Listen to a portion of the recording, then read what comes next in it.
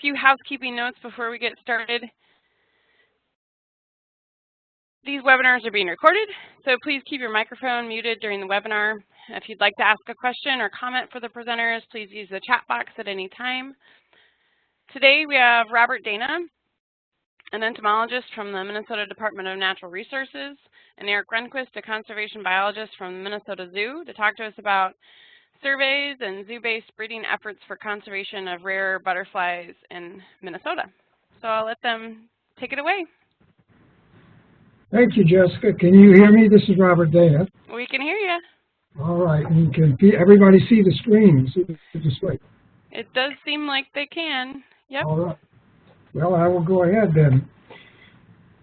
Thanks for inviting us. The topic of this initial offering in the Little Lunch on the Prairie series, nice title, Jessica, is work that the Minnesota Zoo and the Minnesota DNR Biological Survey Program have been collaboratively engaged in beginning in 2014. This work is directed at the conservation of prairie-dependent butterflies, with the principal focus on the two species in the title, the Bower-cheeked skipperling and the Dakota skipper. The project has been funded primarily by grants from the Environment and Natural Resources Trust Fund, and we're grateful to the LCCMR and the legislature for this support. The zoo conceived this project and solicited participation of the DNR. The zoo's part comprises research into threats other than habitat loss and development of a captive breeding program for population rescue and reintroduction. Erik Runquist is going to discuss the zoo's work in detail in just a few minutes. The DNR's role, which is my topic to begin the presentation, has been essentially an intensification of work we and others, notably the Nature Conservancy, have been doing in Minnesota for a number of years.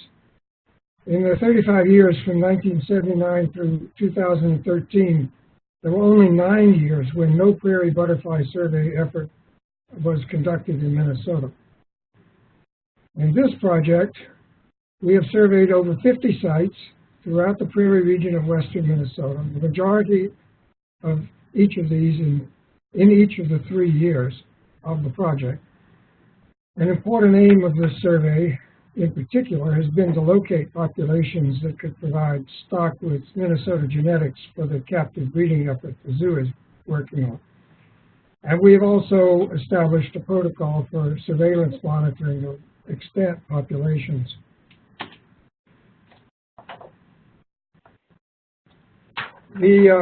Although I said our survey has targeted all the butterfly species that are prairie dependent in Minnesota, the two species that the zoo is concentrating its captive breeding efforts on will be the focus of my presentation. These are the Bower-cheeked skipperling at the top. Sexes are identical, essentially, and the Dakota skipper at the bottom, where the sexes differ slightly. First, Bower-cheeked skipperling.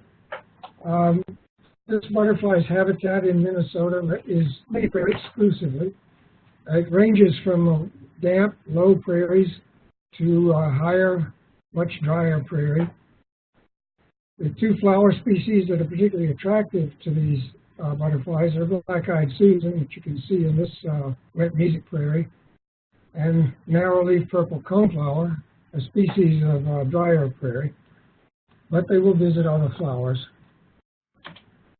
This is the historical distribution of Bower-cheeked skipperling. As you can see, it's a northern prairie endemic. The red ovals enclose all of the modern records, the scattered records outside that are typically quite old. This slide was prepared by the U.S. Fish and Wildlife Service. It shows the blue line shows an average observation success rate. That is the percentage of sites that were searched in which the butterfly was found from 1985 through 2014 in the 4 states that comprise more than 90% of the global population of the Bower-cheeked skipperling. The gray bars show the number of sites that were surveyed in each of those years. You can see there was a sharp decline that began about 2003. There's a tiny blip out there in 2013. That's one reported but unconfirmed observation of a couple of skippers in one Minnesota site that year. Our work has focused on the number of sites, most of which have existing records or historical records of the skipper. Actually, most of these sites have both records of both skippers. You can see the dark dots are all of the historical records for Minnesota, and the larger symbols are the sites that we surveyed. There's 52 sites were surveyed altogether during this 3-year project, and about 40 to 46 sites were surveyed each year. There was some turnover.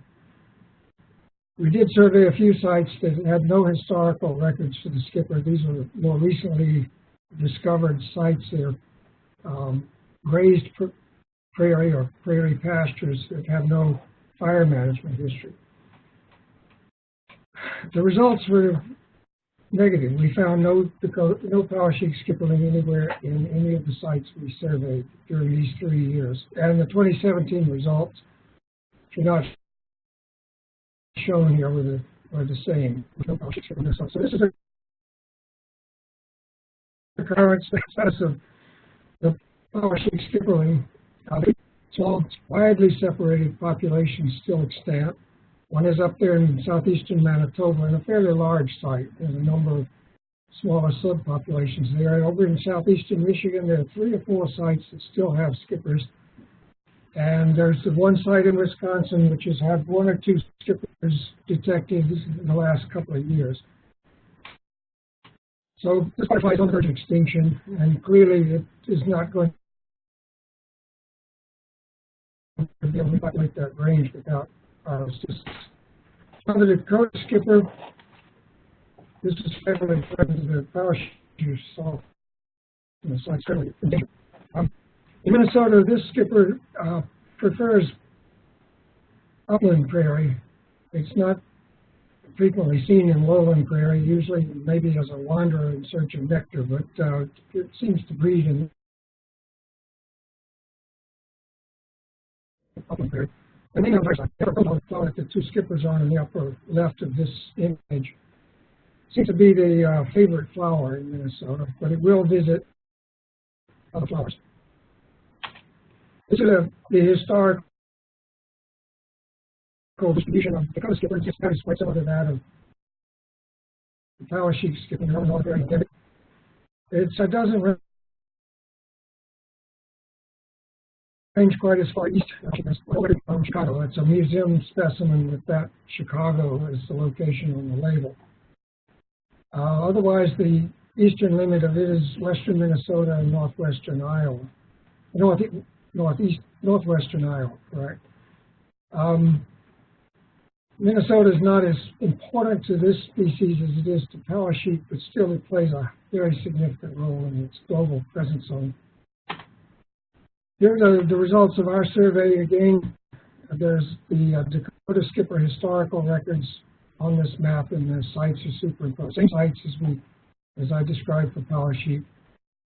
We had a little bit better success here. We found this skipper in 2 sites. They got the blue stars on them. Up in Clay County, they're about 14 miles apart. In one of those sites, there was just a single skipper sighted in 2015, and intensive survey effort there in 2016 and 2017 have turned up no further encounters. The other site is the Felton Prairie in Clay County. That has a established population. It's been present every year of this survey. In fact, the records for this site go back to the early 1960s. But that is, at this point, our only confirmed population of this skipper in Minnesota. This is the status of the species throughout its range. I don't have detailed data for the other states besides Minnesota and Iowa, but it's extirpated in Iowa. We have the one site in Minnesota. Up there in northern Manitoba, that in the Interlake, there are some sites left with the skipper still present, but it has disappeared from all those sites between that and the border. The two question marks are areas where I really don't know very much about what sites specifically they've been finding skippers in, but there are some sites out there. The oval in northeastern South Dakota has several sites in it that are presently occupied, and Erik will have more to say about those in his presentation. So we're doing a little bit better here than with Power Sheep, but in Minnesota we're in dangerous territory.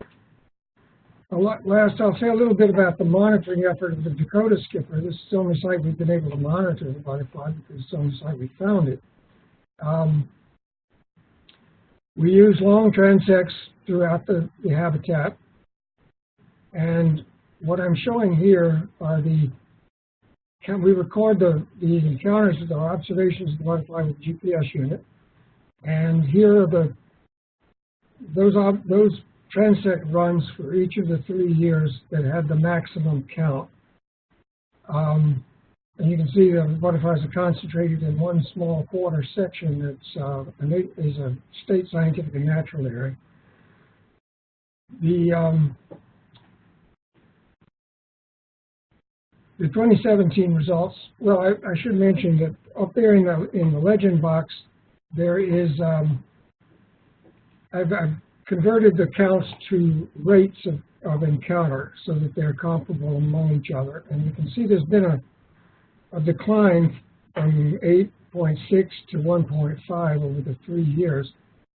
I don't think that could be statistically significant. We can't really analyze this data, but given the vagaries of all the factors that affect counts, I don't think we can say that decline indicates that we have a serious population decline. The 2017 results I haven't processed yet, but they seem to be similar to the 2015, so things have bounced back up a little bit. I'm not going to talk about this, but I mentioned that we're looking at other prairie butterflies. I just will say that only one of these species have we found at all during the 3 years of our survey. That's the one with the down pointing arrow. And we found it in only 3 sites, which is a considerable decrease in the incidence rate of that butterfly in the state. So that's the end of my talk. The contributors, the volunteers, and the staff people with the biological survey are listed here. And I thank them, and now cut to the zoo. Great. Thanks, Robert. Hi, everybody. I'm Erik Runquist, the butterfly conservation biologist here at the Minnesota Zoo. And so we've been working now with these butterflies since 2012, when the Prairie Butterfly Conservation Program began. And it was initially sort of what is the role the Minnesota Zoo can take in the conservation of these butterflies, especially the role of the zoo as a source for breeding rare and endangered species, and is ex situ management a possibility for the long-term conservation planning for the species. And so here's pictures of Dakota skippers on the top and the Power Sheep skipperling at the bottom that we've reared here at the Minnesota Zoo over the last few years, taken by Joel Sartori, if you may have heard of him, and his PhotoArk project documenting the world's most endangered species at zoos and aquariums. He had a great recent series on PBS called Rare I encourage you to check out. So the question that really lingers here is, why did these butterflies disappear in the first place? There's certainly a lot of decent-looking prairie out there, but so for example, Power Sheep skipperling kind of fell off the face of the earth in the mid-2000s, and Dakota collapsed pretty dramatically across much of that range too, fairly recently. So certainly part of this is just the loss of habitat. We know these are prairie-dependent butterflies. We don't ever find them anywhere outside the prairies, and so and we also know that they are not good dispersing butterflies. They were probably pretty happy to spend their entire life in the area, the size of a zoo parking lot, for example. And so when you're in this highly fragmented landscape, you really have to think about each one of these populations as little islands with their own problems. There may be region or sort of range-wide effects that are going on, but we have to think about things locally too. One of those factors at the local scale is going to be the invasion of non-native plants like smooth brome, this cool season grass that it grows rhizomatously and will take over and degrade most prairies. It'll outcompete the native grasses and outcompete the forbs that like the blooming coneflowers that the butterflies depend upon. So we know a lot of prairies are being degraded that way, even under protection. These skippers are both grass feeders, and so here on the left is the skipperling caterpillar. Its head is right there, the body going up in the middle. I don't know if you can see myself moving the mouse here or not. And on the left, you can't actually see the Dakota skipper. On the right, you can't see the Dakota skippers because they actually stitch together a shelter and made out of silk, and will make this little tubular structure down at the bottom of their host plant. So we know that is an effect, and we actually don't even know. So we currently have about 900 Dakota skippers at the zoo right now. We don't actually know how many we have because we know that they build these tight shelters, and in order to actually census them, you need to actually rip apart your shelter, which is going to be very detrimental to them. So here's a Dakota skipper inside of its shelter. So we want to be as minimally invasive as possible. Now, the shelter building for Dakota skippers may make them more protected than, say, powesheik, which is obviously trying to mimic a grass blade and is up higher on the plant. So that may be sort of one of these factors why powesheik has been undergoing more dramatic declines. These just spend 90% of their lives, all but about 3 or 4 weeks of the year, as caterpillars out in the wilds. They're only adults for about 2 weeks in the middle of summer. So maybe this long-term stressor is important. But we also don't know, so they're grass feeders, right? We don't actually know how specific they are in the wild. So Robert has done a little bit of this in his PhD work. We conducted another study, broader study here at the zoo with a no-choice experiment where we've been rearing out hundreds of Dakota skippers, and usually our default has been to use prairie drop seed over the years. It's a nice, easily palatable grass. Most species seem to do really well on it. It's long-lived. It works well for us. But there's many species of grasses out in the environment, and including now the non-natives. So we did a no-choice experiment where we would randomly assign caterpillars to one of 7 different grass species out on the prairie, 5 natives and the 2 invasives, smooth brome, and the other invasive was Kentucky bluegrass. And so I don't have time to really go into all the details. We are repeating the experiment this year to try to get even more detailed information and up our sample sizes. But some of the broad patterns that have come out, at least in the preliminary way, are that smooth brome, this highly invasive plant, is not actually, they seem to do really poorly on it. So it had the lowest survivorship to adulthood. Only 1 of 27 larvae we initially placed on the plant actually reached adulthood. Those that did get into the pupal stage were the lightest, or they had very low pupal weight. They developed later, so up to 8 days later than the species, or the caterpillars reared on other species. So when you have a 2-week window and you're as a total flight and you are coming out 8 days later than everybody else, you could be effectively removed from breeding from the population. So that could be a significant detrimental impact on just demographics. And then their shelters are also in a very different place. They're elevated off the ground instead of near the soil surface. So at least initially, that may be one of these things we really need to be thinking about at a local scale, is host plant palatability. There's a lot more to be done here, including choice of studies. This is a no-choice study. So how do you control for these sorts of invasive weeds? Well, one of the kind of the go-to in most situations is going to be using prescribed burns, and that can be really effective at maintaining good plant conditions. But when you've also got now small populations in a limited area of these butterflies that are not dispersing or certainly not able to move between patches, burning is done too aggressively, in too much area or too frequently, you can certainly have a pretty negative impact on these small populations of butterflies. And so there's a balance that needs to be happening here. Disturbance is a good thing in that it'll help maintain these good open prairie characteristics, but it has to be done in a balanced way. That's a fine point, but we need to do some more research on.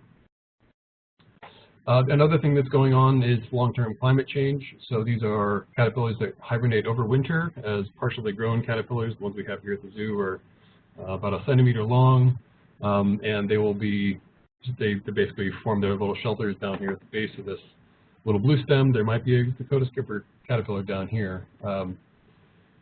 We also know that in winter we are losing a lot of our snowpack. We're experiencing more and more time where there's less snow on the ground. That could have a long-term demographic impact. You might create little brazen butterflies that are just drying out in the winter, or they're being more exposed to bigger temperature swings. That could be certainly a driver for why some of these populations disappeared. There's a lot of good populations out there. There are a lot of good habitat out there in other places. So why did they disappear? And there's no apparent mechanism why. One of those factors that has been raised is perhaps insecticide drift into prairies.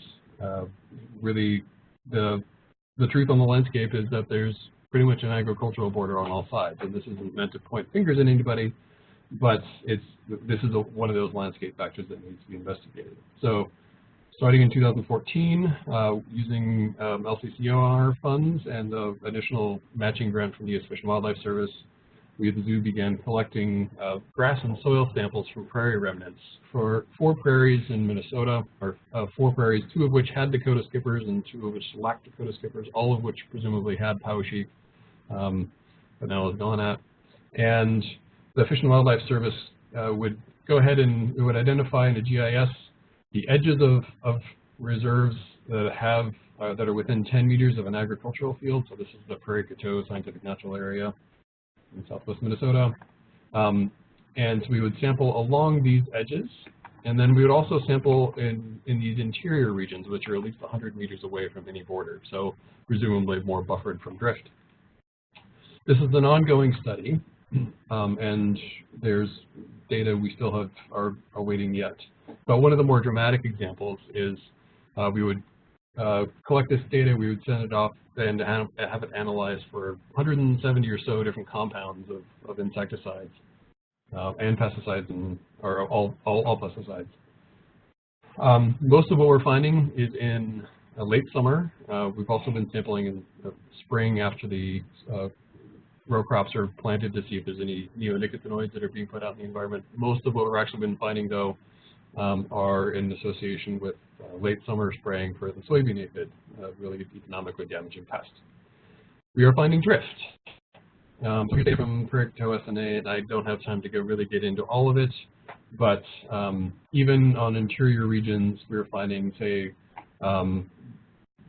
bifenthrin, which is a pyrethroid up to 70 parts per billion. We don't know what that means biologically. I want to emphasize that. It just so happens, though, that this day was the most dramatic day. It was actually the first day of sampling, second day of sampling.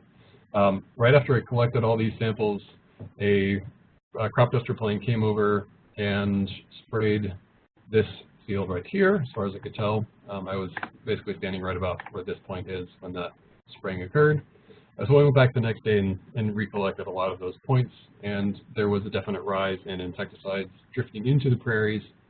So for example, this chlorpyrifos point went from 4 to 150 here in the middle, 21 to 111 parts per billion. That's a pretty dangerous, well, it's an organophosphate that you don't want to really be around.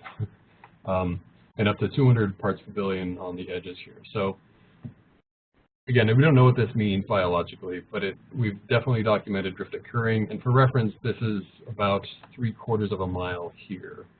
So well inside the middle of these prairies. It's a half mile wide and 2 miles long, I believe, for this preserve. Other sites where we are finding drift as well, so the Felton Prairie site that Robert was just talking about, we're finding little bits of insecticides, even in the absence of really strong borders. This is more than a mile distant here. You go back in next year, and maybe different compounds are being present. So instead of the chlorpyrifos before, now we've mostly got bifenthrin. So again, all these are also applied for soybean aphids. Glacial Lake State Park, a pretty large preserve. We've actually found very little there, but look at that. Even in the very middle of the preserve, there's little bits here showing up all over the place.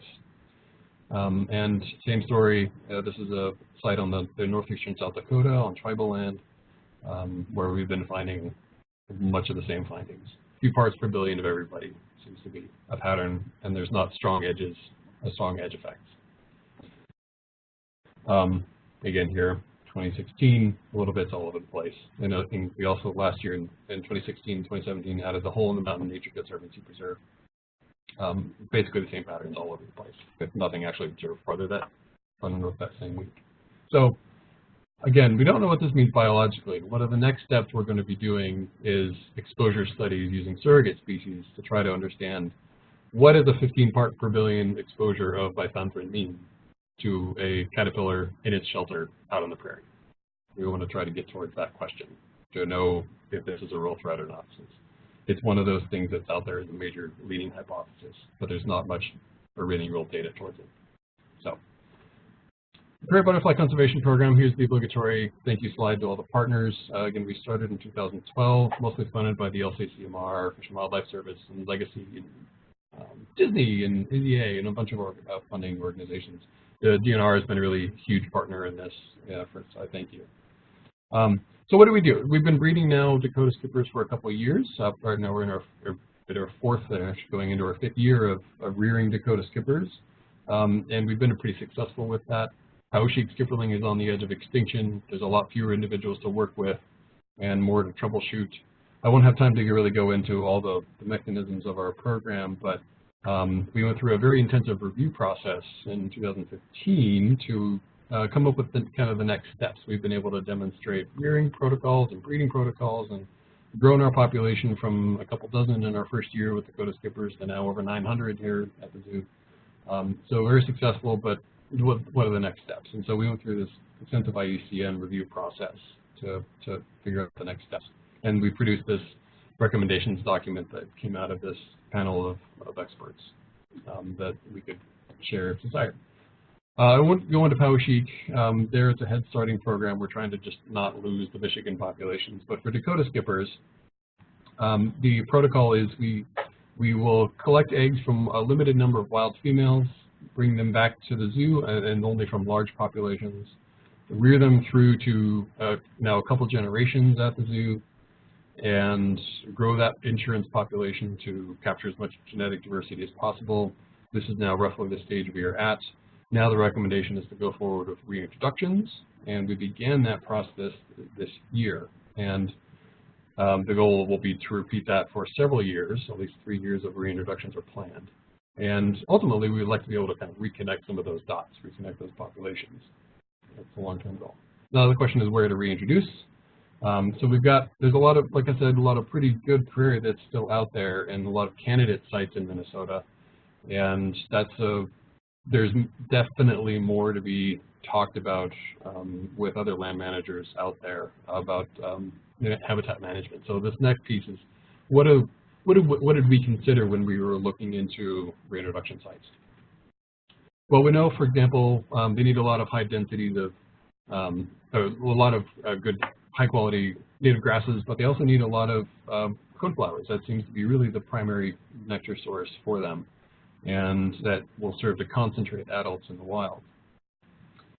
Here's a site that is in one of those northeastern South Dakota populations. This is Haid Prairie on the tribal land, never been plowed, and it has a high density of, this is mostly porcupine grass on the ground here, but a lot of coneflower all over the place. And you can just move basically survey this hillside, and it's pretty common to find 10 to 15 just passing through one time in less than an hour. So that's the kind of densities we look for, and that's a similar density that we see at that really last good occupied area in Minnesota, where there's high densities of coneflowers and a lot of native grasses, low invasion. So we went, part of one of those metrics that we considered for habitat quality was we needed a site that was going to be concentrating adults so that we could get breeding on site. Purple coneflower seems to be the site, the way to do that. So we set up a series of transects and basically did point counts of the number of coneflowers along these transects, and did that at multiple sites. So the brighter yellow and larger dots here, those are more coneflowers per point than the darker redder ones. And so in that area, we're definitely finding a lot. By comparison to an area that used to have Dakota skippers in Glacial Lake State Park, very little was actually found, at least on these transects. So maybe this particular part of Glacial Lake State Park, at least, which has some of the greatest protections from margins and things like that, may not be the best place to be considering reintroductions at this point. The Hole in the Mountain Prairie Preserve, the Nature Conservancy Preserve, had very similar sorts of coneflower densities to the Felton Prairie site. So that definitely raises it up as a good prospect. We have considered lots and lots of other factors here, and this is a matrix that we came up with, a scoring scheme, and there are definitely ways of other sites that could be improving their rankings here, and maybe there's other sites that we have considered, but these are sort of one of those. This is a matrix of some of the best historic populations for Dakota skippers. We wanted to find a place where there weren't any, for example, or we could be pretty confident that there weren't any. So there may be adjacent populations, say like Glacial Lake State Park, further on the eastern side, that may have some, on some private property that may have them there, but we haven't really been able to survey for a while. Or at Ustem Prairie, where there was that one seen a couple of years ago, but hasn't been reconfirmed since. When we're putting individuals back out in the wild, we want to have as little impact to any wild populations as possible. So lots of other factors considered, the sizes of the population, the sort of involvement that land managers could commit to, and if you're a land manager tuning in here and saying like, I want Dakota skippers, talk to us, we want to know.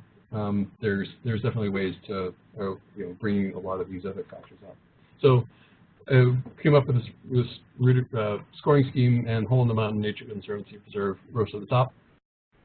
Then we went through another IUCN review process and developed a very detailed formal protocol release plan, and that's also available for review if you'd like.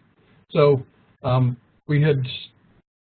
the goal was to release about 200 Dakota skippers this last year, and we had planned for this point here, where there was a high density of coneflowers up high on the ridge. It's up on Prairie, and it's a nice spot.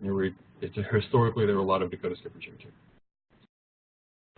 But then, some things don't always go to a plan, and when our adults were beginning to emerge that were targeted for reintroductions, this area of the coneflowers were not actually blooming yet. They were a couple weeks away. There was, however, a blooming patch of a different species of purple coneflower down here at this point. So we put our release box right there, and relatively, so this is one of these, the view from one of these southern ridges. And so this is, we plan to be up here on this ridge. That's pretty buffered and protected, and it's good skipper habitat. We ended up down here, but we did that really because that's where the coneflowers were. That's where the adults were going to be concentrating themselves. Otherwise, the butterflies will just be zipping all across the landscape and never really have any means of finding each other. We needed them to find each other. So we brought out this box that had inside of it, this is our release box that lived out on the prairie for weeks. Inside there were these plastic racks, and in these racks were these little plastic or paper towel wraps that inside of each of those had a chrysalis, and because of the grid system, we could know exactly who was coming out. Every day, one of our zoo staff was there at the prairie for many, many weeks, roughly 3 weeks during all the reintroduction piece. And every morning, as individuals were coming out, we would take them out, put them on a little wet paper or Q-tip, and then transfer them. Let's see if it's going to work. Transfer them onto the coneflower for release. Sometimes they nectar, sometimes they just sit there. Sometimes they do a little bit of both, and then they would fly away. So over the whole season, we released just over 200 individuals, and accompanying with that was a bunch of surveys we did along these throughout the preserve, set up a series of transects at fixed distances, basically running perpendicular across all those north-south facing transect or those ridges, and went to try to reside as many as we could. We don't know exactly how many we did, or we resited because we didn't mark anybody, but we know we're pretty confident we have dozens of resightings over a couple of weeks, and we're working on getting those GPS points in right now. Roughly though, most of the individuals were found here in this area, right where all those coneflowers were. That's one of our goals, get them to concentrate each other. But there were some good dispersal events too. We don't actually know how far Dakota skippers can disperse in the wild, unless you do a really big mark recapture study. We presume it's going to be about 100 or maybe a couple hundred meters at most, or half a kilometer on the high end, depending on habitat quality. The farthest away we saw was up the ridge here, right actually where we were wanting to do the reintroduction in the first place. One of them did make it up all that hill. That was about 300 meters away. Others were, they would just barely cross the road. So, something as little as this road, here's our field vehicle, could be a pretty significant dispersal barrier. But this is also a massive area, and there's very few people actually out there being able to survey during that whole time period. This distance is about 100 meters. The best news, besides re-seeing a bunch of them, was actually observing mating in the wild. So we can be sure we saw 4 mating pairs, and most likely there were 3 more females that were laying eggs that were also producing viable eggs. So we are confident that breeding and reproduction is now occurring at the Hole in the Mountain Preserve, and that's for the first time in about 8 years or so. The last time they were confirmed there was 2008. So that's great news, and we're hoping that by putting multiple hundreds of individuals out for the next few years in this preserve, we can reestablish a lost population. And this is the goal of, maybe it's not the goal that you might think of, being eaten by an endangered species being eaten in the wild, but this is, we want to be able to kind of restore some of those population and historic ecological dynamics that were happening before we came along. So that's the long-term goal. I think that's our last slide. Happy to take questions. Great, thanks, Erik and Robert. Looks like there is one question right now. Barb Perry asks, do you know if most of the insecticide is applied by plane? Any comparison of drift levels with different application types? Yeah. So that's correct. So the question is how many, or where were these pesticides coming from? We do think that they are mostly airplane applied. Yeah, there may be a few instances where there was truck applications, but I think almost universally these are coming from airplanes. Yeah. Good question. And we've been sharing this data with the Minnesota Department of Agriculture and the EPA and the U.S. Fish and Wildlife Service to help if there's any sort of long-term management or policy recommendations that might be coming out of this too. They're important partners. Yeah. So Alex asked if they'll be recorded. Yeah, I'm trying to figure out the logistics of that. I'm recording it, and I'll try to put it on YouTube somewhere, but we can't house things like this on DNR websites. So if a Prairie Plan partner wants to house it on their website, they can. Any other questions for Robert or Erik? Jessica, I want to interject a comment on this. Erik's comment about the aerial application. Yeah. One of the things that made us suspicious about the role pesticides might play is the fact that the decline that we saw in that graph I showed in about 2003, the soybean aphid appeared in Minnesota in 2001, and it appeared in a big way, and there was an enormous amount of aerial spraying that went on during those initial years before guidelines for integrated pest management and guidelines for economic thresholds and so forth were developed. So this is one of the sort of circumstantial factors that suggest that pesticides could be a factor here. We are hoping with the reduction in spray volumes and frequency and so forth that things will improve and the reintroductions won't suffer the same fate.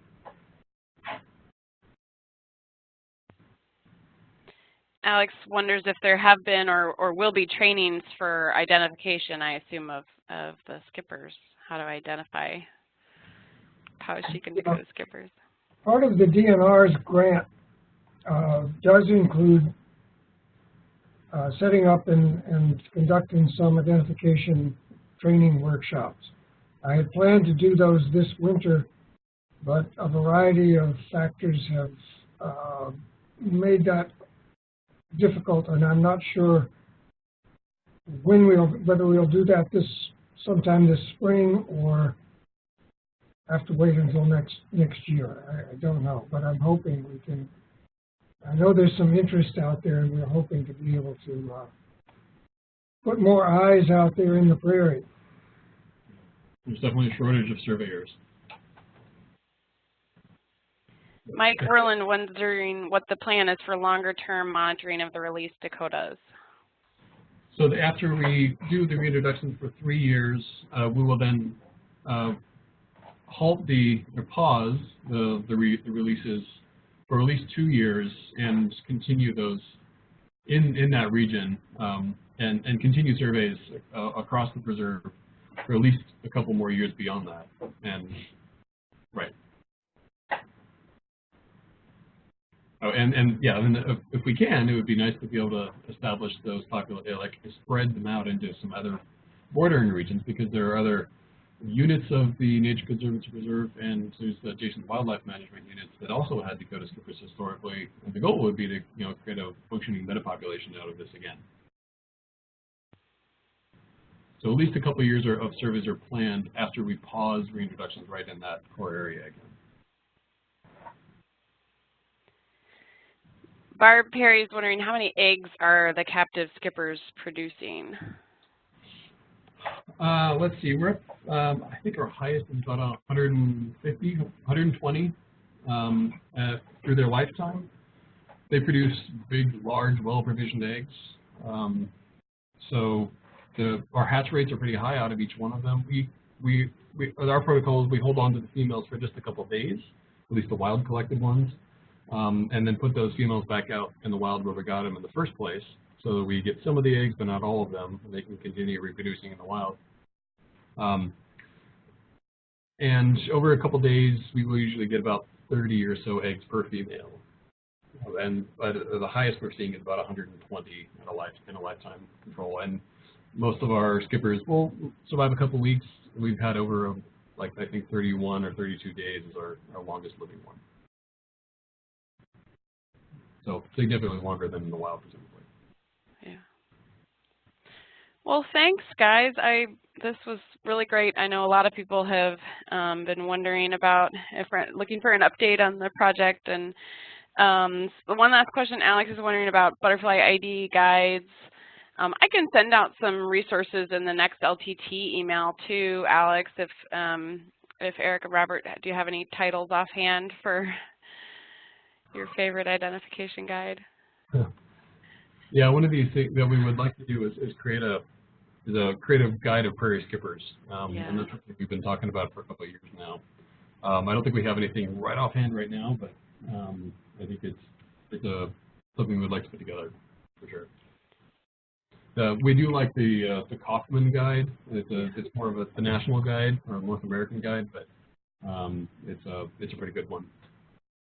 There's also the website, the Bug Guide website, has a lot of pretty good photographs, and the identifications are pretty thoroughly vetted so that you can rely on them to be correct. Yep. Great. Well, thank you so much. Next week we have Lauren Sullivan from the University of Minnesota talking about her postdoc research on measuring pollen and seed dispersal to assess Minnesota prairie connectivity. So tune in again. Thanks so much. Thank you, guys. Great job. There's a lot of stuff to work in there.